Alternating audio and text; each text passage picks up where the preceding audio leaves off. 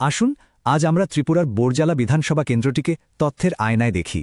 আমরা বোঝার চেষ্টা করব ভোটের সংখ্যা থেকে একটা অঞ্চলের মানুষের আশা আকাঙ্ক্ষা ঠিক কিভাবে পড়া যায়, আর সেই অনুযায়ী সুশাসনের একটা সত্যিকারের রূপরেখা কিভাবে তৈরি করা সম্ভব।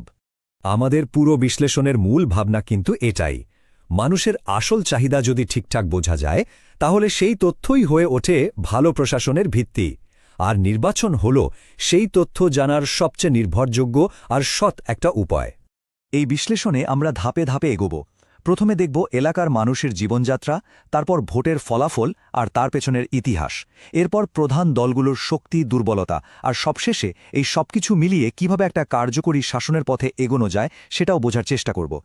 যে কোনো রণনীতি তৈরির আগে সবার আগে সেখানকার মাটি আর মানুষকে বোঝাটা সবচেয়ে জরুরি।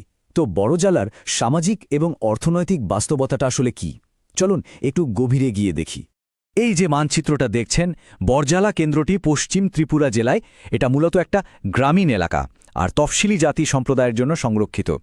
এখানকার রাজনীতি বলুন বা মানুষের জীবনযাত্রা, দুটোই এই মাটির সঙ্গে খুব গভীরভাবে জড়িয়ে আছে। দেখুন, বড়জালার অর্থনীতি মূলত কৃষি নির্ভর, মানে প্রতি ১০০ জন কর্মীর মধ্যে ৩৫ জনেরও বেশি কৃষি কাজ করেন। সরকারি খাতায় বেকারত্ব হয়তো কম দেখানো হয়, কিন্তু আসল সমস্যাটা হলো ছদ্ম বেকারত্ব বা আংশিক কর্মসংস্থান, মানে স্থায়ী রোজগারের অভাব। কিন্তু সবচেয়ে অবাক করার মতো বিষয় হলো এখানকার মানুষের রাজনৈতিক সচেতনতা। প্রায় ৯০% ভোট পড়ে। এটা প্রমাণ করে যে এখানকার মানুষ নিজেদের ভবিষ্যৎ নিয়ে কতটা ভাবে। এই সংখ্যাটা কিন্তু অনেক কিছু বলে দেয়। পুরো ত্রিপুরাতে প্রায় ৬৫% মহিলা এখনও কর্মশক্তির বাইরে, মানে একটা বিশাল জনগোষ্ঠীর সম্ভাবনাকে আমরা কাজে লাগাতে পারছি না। এটা কিন্তু একটা চাপা অসন্তোষেরও কারণ হতে পারে, আর বড়জালা ছবিটাও এর থেকে খুব একটা আলাদা নয়। আচ্ছা, এবার আসা যাক একদম সাম্প্রতিক নির্বাচনের ফলাফলে। ২০২৩ সালের রায়টা আমাদের ঠিক কী বলছে এখনকার রাজনৈতিক পরিস্থিতি নিয়ে। ফলাফলটা দেখুন, একদম পরিষ্কার। ২০২৩-এ সিপিআইএম জিতেছে প্রায় ৫১% ভোট পেয়ে, আর বিজেপি প্রাপ্তি প্রায় ৪৭%। মানে লড়াইটা যে কি পরিমাণ হাড্ডাহাড্ডি ছিল তা এই সংখ্যাগুলোই বলে দিচ্ছে। জয়ের ব্যবধান ছিল মাত্র ১,৭৮৯ ভোট। ভাবা যায়, এই সংখ্যাটা আমাদের বলে দেয় যে বড়জালার মানুষ কতটা বিভক্ত, আর প্রত্যেকটা ভোটের মূল্য এখানে কতটা। সামান্য কিছু ভোট এদিক ওদিক হলেই কিন্তু খেলার ফলটা পুরো উল্টে যেত। মাত্র ৫ বছরে কি বিরাট একটা পট পরিবর্তন।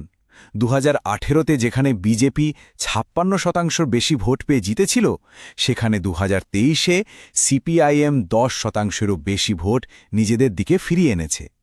এই বিপুল পরিবর্তনটা কেন হলো, এর পেছনের কারণগুলো বোঝাটা খুব জরুরি। যখন ভোটের এমন বড় পরিবর্তন হয় তখন বুঝতে হবে যে মানুষের বিশ্বাসে কোথাও একটা চির ধরেছে। কারণ দেখুন, আমাদের সার্বজনীন জীবনে কথার সঙ্গে দায়িত্ব জুড়ে থাকে, আর বিশ্বাস তৈরি হয় গোপনীয়তা আর সম্মতির ভিতের ওপর। যখন প্রতিশ্রুতি আর কাজের মধ্যে ফারাক তৈরি হয় তখনই এই বিশ্বাসে আঘাত লাগে। বড়জালার রাজনীতিতে এই যে অস্থিরতা, এটা কিন্তু আজকের নয়, এর একটা লম্বা ইতিহাস আছে। চলুন পেছনের ডেটা ঘেটে এর দীর্ঘমেয়াদী প্যাটার্নগুলো বোঝার চেষ্টা করি। এই টাইমলাইনটা দেখুন, একটা গল্প বলে। ১৯৯৩ থেকে ২০১৩ পর্যন্ত এখানে কংগ্রেস আর সিপিআইএমের মধ্যে প্রায় কাঁটায় কাঁটায় টক্কর হতো, ব্যবধান থাকত খুবই কম। তারপর ২০১৮-তে এলো এক বিরাট ঢেউ, বিজেপি এসে পুরো খেলাটাই বদলে দিল। আর ২০২৩-এ আবার সিপিআইএম ফিরে এসে একটা নতুন আরও কঠিন লড়াইয়ের মঞ্চ তৈরি করেছে। তাহলে প্রশ্ন হল, এই যে বারবার ক্ষমতার হাতবদল আর এত অল্প ভোটের ব্যবধান, এটা বড়জালার ভোটারদের সম্পর্কে আমাদের কি বলে? একটাই জিনিস পরিষ্কার করে দেয়, এখানকার ভোটার খুব সচেতন আর হিসেবি।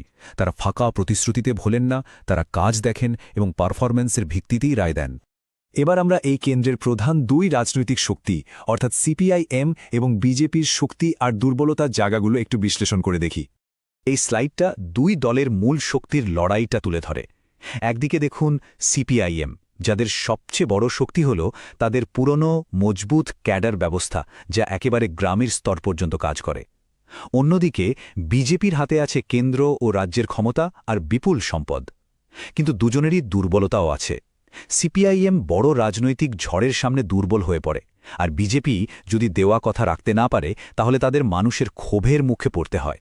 ২০২৩-এর ফলাফল বুঝতে প্রার্থীদের এই তুলনাটাও খুব জরুরি। একদিকে সিপিআইএমের অপেক্ষাকৃত তরুণ কৃষক প্রার্থী সুদীপ সরকার, যার ভাবমূর্তি বেশ স্বচ্ছ, আর অন্যদিকে বিজেপির ৭০ বছর বয়সী অভিজ্ঞ নেতা দিলীপ দাস। এই নতুন বনাম পুরনো লড়াইটাও কিন্তু ভোটারদের সিদ্ধান্তকে বেশ প্রভাবিত করতে পারে। এতক্ষণ তো আমরা বিশ্লেষণ করলাম। এখন প্রশ্ন হল, এই সব তথ্য থেকে বোরজালার মতো একটা কেন্দ্রের জন্য কার্যকারী শাসনের নকশা কিভাবে তৈরি করা যায়? চলুন সেই দিকে নজর দিই। মানুষের আসল সমস্যাগুলো কি এই তালিকাটা দেখুন। চাকরি, কৃষকদের আয়, ভালো রাস্তাঘাট, বিদ্যুৎ, জল আর সময়মতো পেনশন, এগুলোই হলো সাধারণ মানুষের মূল চাহিদা। যে দল এই সমস্যাগুলোর বাস্তবসম্মত সমাধান দিতে পারবে, মানুষ স্বাভাবিকভাবেই তার পাশে দাঁড়াবে। একটা সফল রাজনৈতিক প্রচারের জন্য এই 4টে দিক বা চতুর্মুখ মতবাদ খুব জরুরি। আপনার আদর্শ কি? স্থানীয় সমস্যার সমাধান আপনি কিভাবে করবেন? আপনার নেতাকে আর বিরোধীদের চেয়ে আপনি কোথায় আলাদা? এই 4টে প্রশ্নের স্পষ্ট উত্তর ভোটারদের কাছে পৌঁছে দিতেই হবে। সবশেষে আসুন দেখি বড়জলার জন্য ভবিষ্যতের পথ কি হতে পারে, আর একজন জনদরদী নেতার দৃষ্টিভঙ্গি ঠিক কেমন হওয়া উচিত। 2023-এর ওই যে সামান্য ভোটের ব্যবধান, ওটা আসলে একটা ধ্রুবক সতর্কবার্তা। এর মানে হল, এখানে আত্মতুষ্টির কোনো জায়গাই নেই। মানুষের বিশ্বাস একদিনে তৈরি হয় না, কিন্তু ভাঙতে এক মুহূর্ত লাগে না। তাই কাজ করে যেতে হবে সবসময়, প্রতিনিয়ত। শেষ পর্যন্ত আসল পথটা কিন্তু আমাদের সংবিধানই দেখায়। এমন একটা শাসন ব্যবস্থা তৈরি করতে হবে যেখানে প্রত্যেকটা মানুষের সম্মান সুরক্ষিত থাকবে। এর মানে হল বড়জলার প্রত্যেক নাগরিকের জন্য ভালো রাস্তা, নিশ্চিত রোজগার আর সময়মতো পেনশন পাওয়ার অধিকারকে নিশ্চিত করা। সমর্থন জোর করে আদায় করা যায় না, মানুষের জীবনের মান উন্নয়ন করে তাদের সম্মতি অর্জন করতে হয়। এটাই তো সত্যিকারের গণতন্ত্র। যদি কোনো জনপ্রতিনিধি সাধারণ মানুষকে কেন্দ্রে রেখে তথ্যের ওপর ভিত্তি করে নিজের এলাকার উন্নয়ন করতে চান, তাহলে blueprintstrategies.ai এর সাথে যোগাযোগ করতে পারেন। mgr@blueprintstrategies.ai এই ইমেল আইডিতে, অথবা ফোন করতে পারেন 08042041602 নম্বরে। উদ্দেশ্যটা রাজনীতির ঊর্ধ্বে।